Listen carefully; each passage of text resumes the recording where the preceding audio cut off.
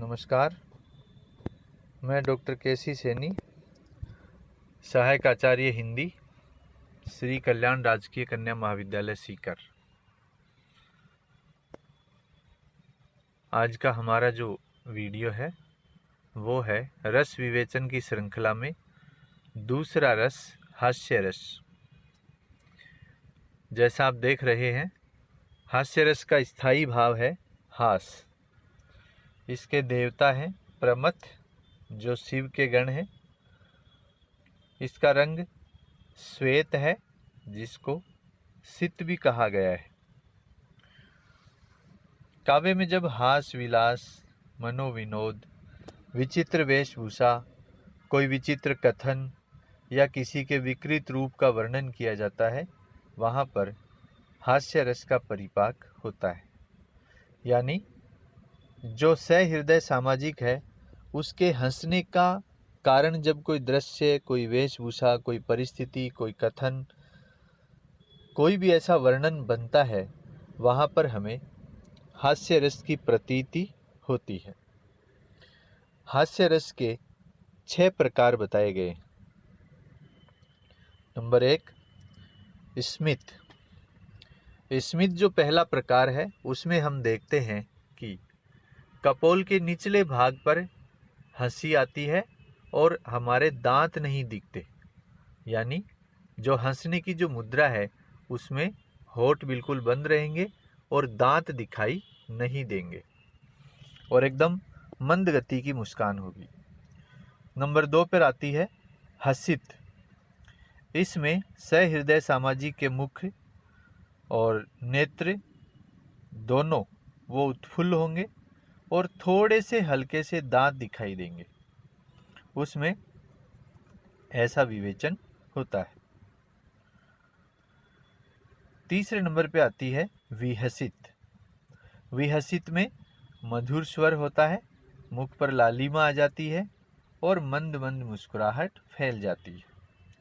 4 number पर आती है उपहसित।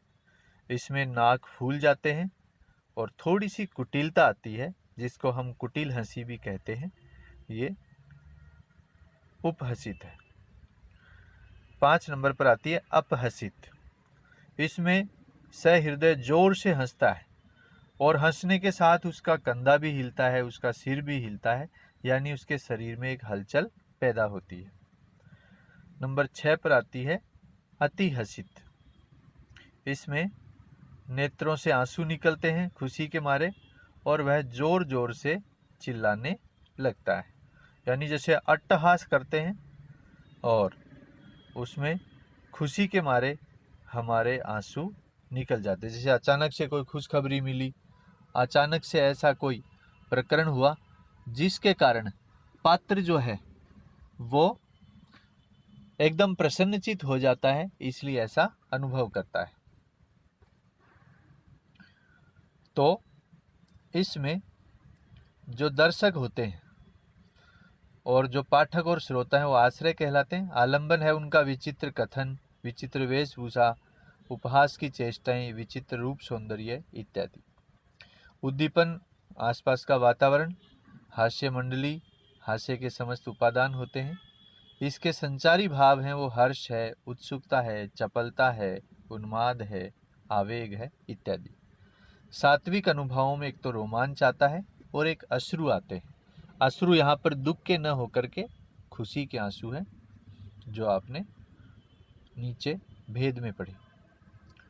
अब इसमें जो उदाहरण है, विधि हरि संग हर हिम के भवन ठाड़े, कुंवर कलेऊ को दिगंबर सुमेश के, कहत बिहारी सजी पन्नग लंगोटी एक, जान के मृजाद राज भवन विशेष के, तो लो गए गरुड़ विलो की सो भुजंग भाजो, शंभु सकुचाने हंसे साथी प्रभा पेखी के, ब्रह्मा हंसी रारी दे दे, विष्णु हंसे तारी दे दे, नारी हंसी सारी दे दे, दूल्हा देख देख के।